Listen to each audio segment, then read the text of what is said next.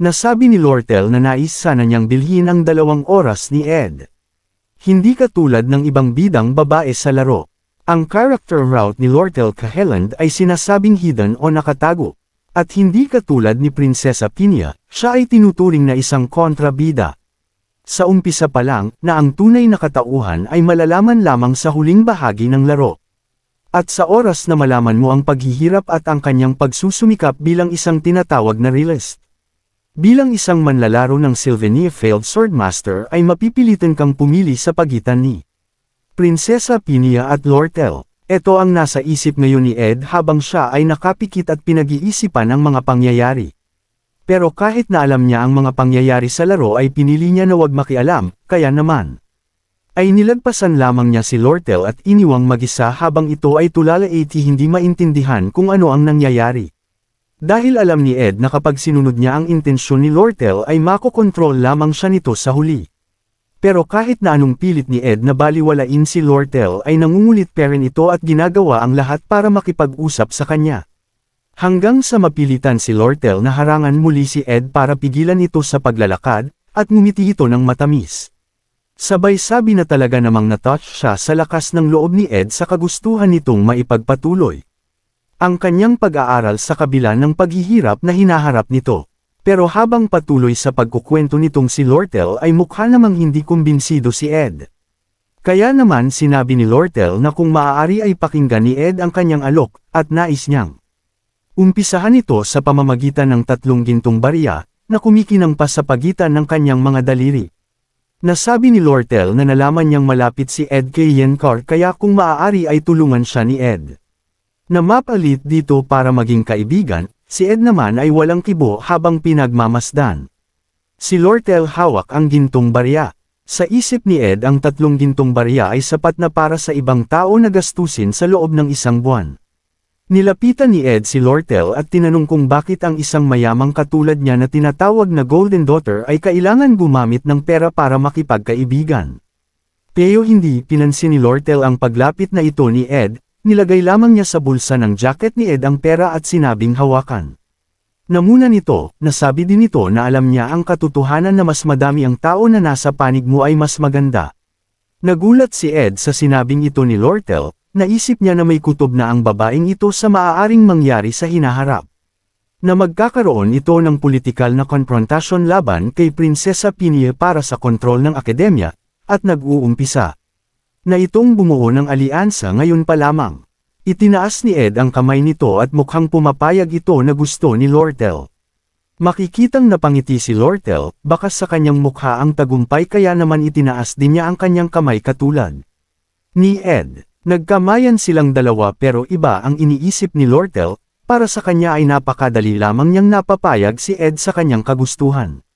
Sa isip niya ang sinumang lumaki sa karangyan ay madali lamang panghinaan ng loob kapag inabot ito ng kamalasan, at ang pinaka-epektibong paraan para mapasunod ang mga taong desperado ay isang simpleng bagay lamang.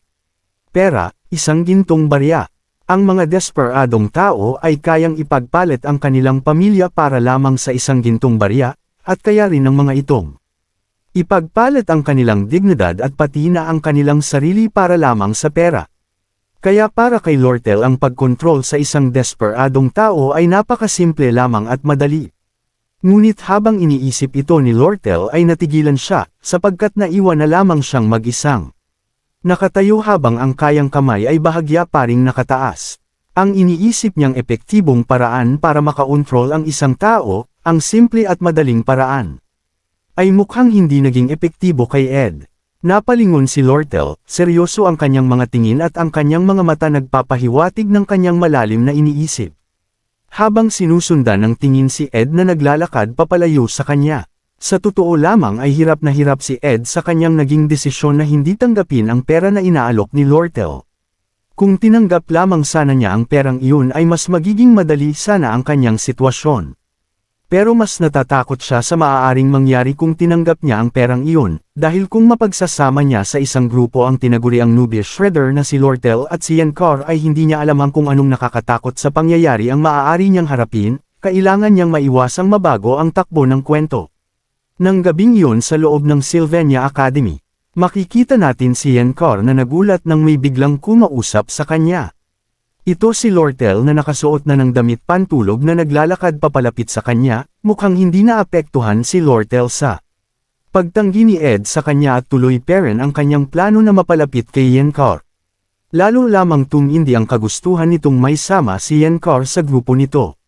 Naitanong no Lortel kung naaalala pa ba ni Yenkar ang joint combat training kung saan ay gumamit siya ng intermediate magic. Nalabag sa patakaran kaya nagkaroon ng konting kaguluhan, nung mga sandaling iyon ay nais lang sana ni Lortel na makita sa sarili niya kung gaano nga ba talaga kalakas ang tinatawag na top student ng second year class. Pero habang nagsasalita si Lortel ay nabalang sa iba nag-atensyon si Yenkar. Nakita niya na nakabenda pa rin ang braso nito kaya nasabi niya na hindi pa pala gumagaling ang mga sugat ni Lortel. Makikitang nakatayo ang dalawa sa isang pasilyo habang si Lortel ay nagsasabing hindi kailangan ni Yenkar na mag-alala dahil malapit nang gumaling ang kanyang mga sugat. Iniisip ni Lortel na si Yenkar ay parang isang bida sa fairy tale at baka maaari niyang maimpluwensyahan ito kung gagamitin niya ang pagiging mabait nito. Pero nagulat siya nang biglang magsalita si Yenkar at sinabing mukhang hindi naging epektibo ang pakikipag-usap nito kay Ed. Napangiti si Yenkar at sinabing gusto sana niyang respetuhin ang pribadong buhay nito ang kaso nga lamang ay marami sa mga elemental spirit ang chismoso. At lagi ikinukwento ng mga ito sa kanya ang mga nangyayari sa parte ng akademya na malapit sa kagubatan. Naging seryoso ang mukha ni Lortel at naisip niyang kung ganun ay maa-arrange alam ni Yenkar ang pag-aalok niya ng pera kay Ed para subukang mapalit sa kanya. Nilapitan ni Yenkar si Lortel, seryoso at delikado ang mga tingin at sinabing masaya man siya na malaman na handa itong mag-alok ng pera para lamang mapalapit sa kanya pero en sinseridad ay hindi basta-basta nabibili ng pera. Sa isip niya ay mas not out siya sa ginawa ni Ed na hindi tanggapin ang salapi kahit na kailangan niya ng pera sa mga panahong ito. Pero bigla na lang nagbago ang ugali ni Yenkar bumalik na enman ito sa pagiging mabait. At hami ito ng paumanhin dahil mukhang naging mayabang ang kanyang pananalita. Habang naglalakad papalayo ay nasabi ni Yenkar na kailangan na niyang umalis at marami pa siyang kailangan ihanda sa pagkakaroon niya ng kontrata sa isang high-rank spirit. Habang si Lortel ay naiwang nakatayo peren habang iniisip na kailangan niyang baguhin ang kanyang pagkakakilala kay Yenkar. Hindi ito isang babaeng ignorante sa mga nangyayari sa paligid niya. Napatigil si Yenkar sa harap ng pinto ng kanyang silid at humni. Ito nang paumanhin kay Lortel dahil sa lubha niya itong nasaktan noong araw ng kompetisyon. Lumingon ito habang sinasabing sana ay gumaling na ito kaagad. Naiwan si Lortel mag-isa habang sinasabi sa kanyang sarili na magiging mahirap mapalapit kay Yenkar pero napansin din niyang parang may kakaiba sa mga kilos nito. Sa loob ng kanyang silid na sabi ni Yenkar na kailangan pa niyang hasayan. Habang nakaupo sa isang sulok ng kanyang silid, naisip niya na maraming umaasa sa kanya at marahil ang bagay na ito ay isang magandang sitwasyon. Isang umaga, maaliwalas at maaraw ang panahon habang pinapatuyo ang mga damit. Makikita si Lucy na seryoso ang mukha at inaamoy ang paligid. Bigla na lamang itong lumipad ng mabilis papalayo, na puno ng alikabok ang lugar. At makikita na nagulat si Ed sa nangyari habang ang kanyang mga damit na pinapatuyo ay nagkalat sa paligid. Habang nililigpit ni Ed ang kanyang nakakalat na damit ay napansin niyang may ibang tao sa lugar. Nakita niya ang isang babae na nakasuot ng isang maid outfit, isa sa mga kilalang taga-silbi sa Opheles Hall ang pinakatanyag na dormitoryo sa Sylvania Academy si Belmaya. Ito rin ang taga-silbi na nagpal-AS kay Ed sa dormitoryo. Natigilan si Ed habang si Belle naman ay pinagmamasdan ang paligid. Nasabi nito na alam niyang naninirahan si Ed sa lugar na iyon dahil si Yenkar ay laging ikukwento si Ed. Pero hindi niya inaasahan na ganito ang kalagayan niya sa lugar na iyon. Nasabi ni Belle na masaya siya para kay Ed dahil mukhang may magandang naidulot ang mga pangyayari at malaki ang pinagbago nito. Habang si Ed naman ay tulala at hindi alam kung ano ang nangyayari, mukhang hindi niya naintindihan ang mga sinabi ni Belle. Dahil nabaling sa iba ang kanyang atensyon.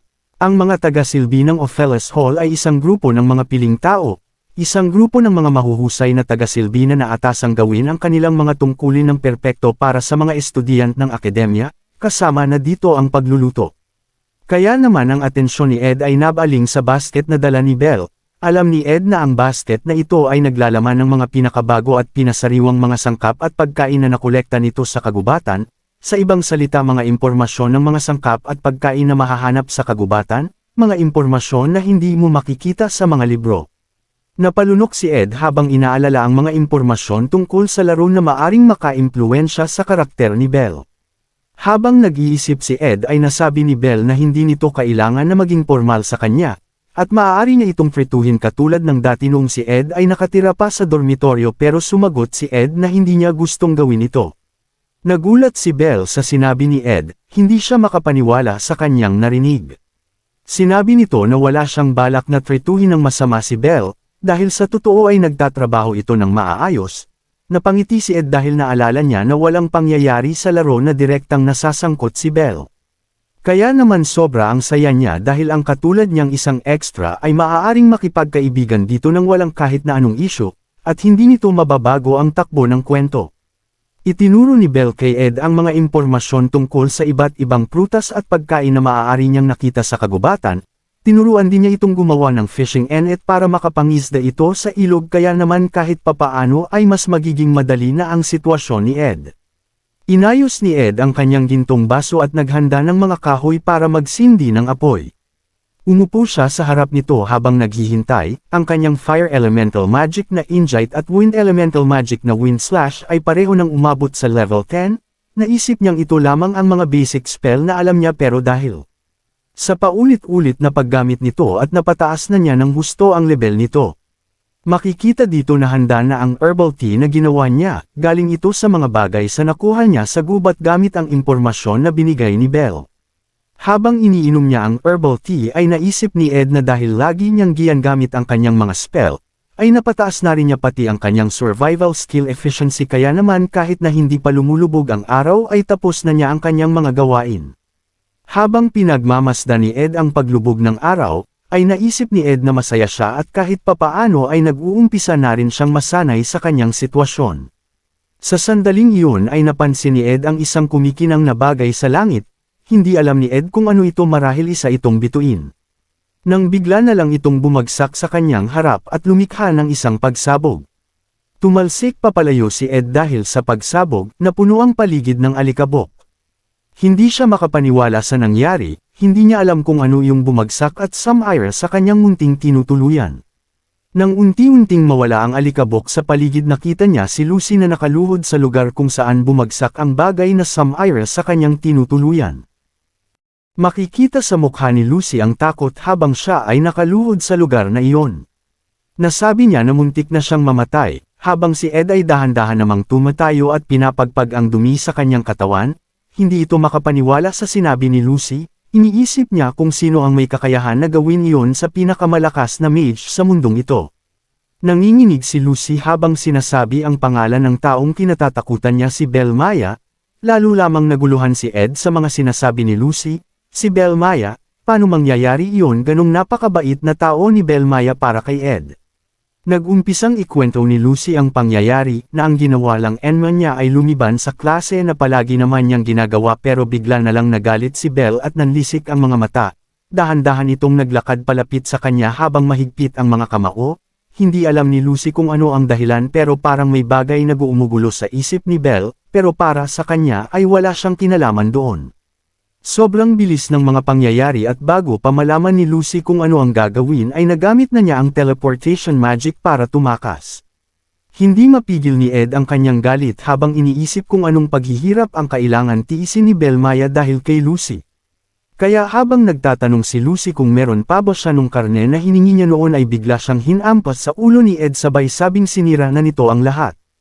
Nagulat si Lucy sa biglang paghampas nito sa ulo niya habang si Ed ay nagulat dahil hindi gumana ang magic barrier nito.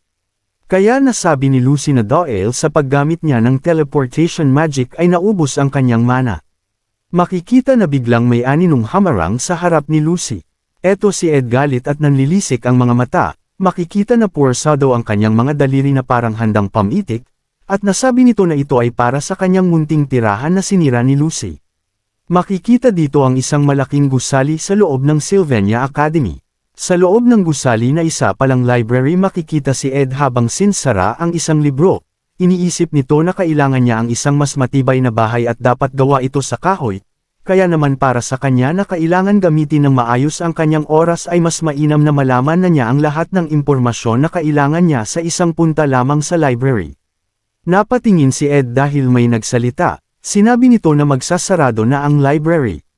Makikita ang isang babae na nakatayo malapit kay Ed, nasabi nito na talagang nag-aaral ng mabuti siya ng mabuti, haminang paumanhin si Ed dahil hindi niya namalayan ang oras.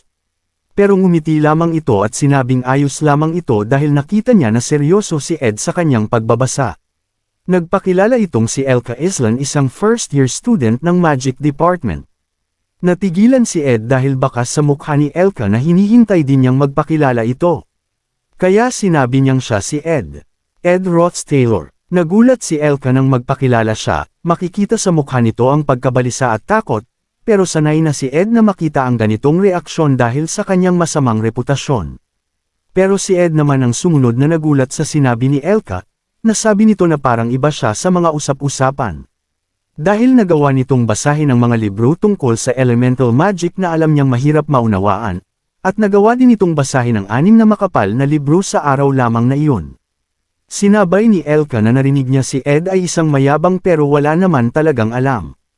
Kaya para kay Elka sa tingin niya ang mga usap-usapan na ito ay talaga namang hindi dapat paniwalaan. Dahil mayroon din siyang kilalang tao na masipag katulad ni Ed, at sinabi nito na sinusuportahan niya ang mga bagay na gustong gawin ni Ed, nagpasalamat naman si Ed sa mga sinabing iyon ni Elka. Nagpaalam na si Elka, sinabi nitong mag-ingat si Ed sa pag-uwi at siya naman ay magliligpit muna sa library sandali at babalik na rin sa kanyang dormitoryo.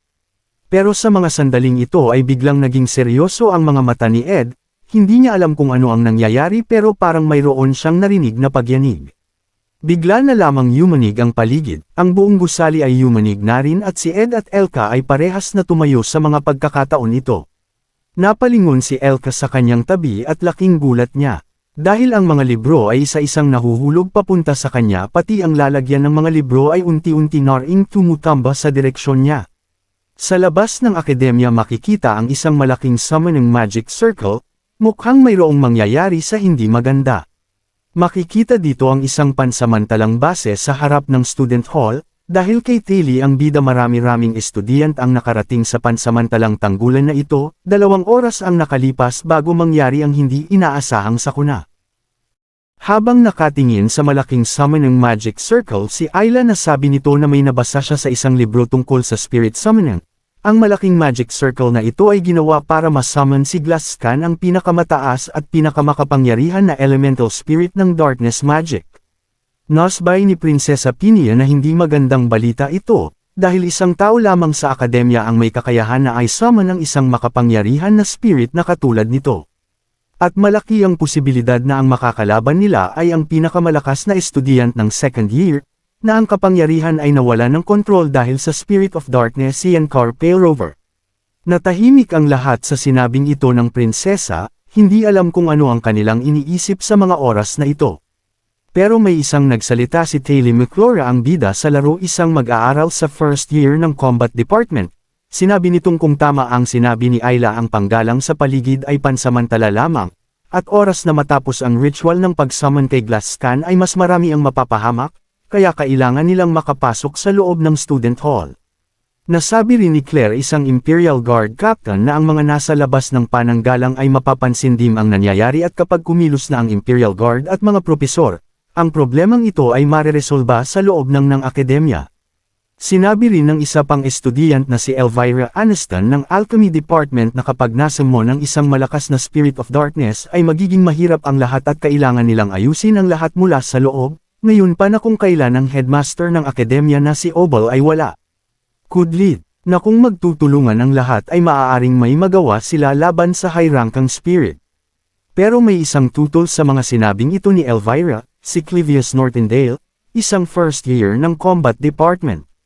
Gusto nitong malaman kung ibig ba nitong sumugod sila at malagpasan ng maraming mid-rank spirit at spirit animal, at makapasok sa loob ng gusali para talunin si Yankar.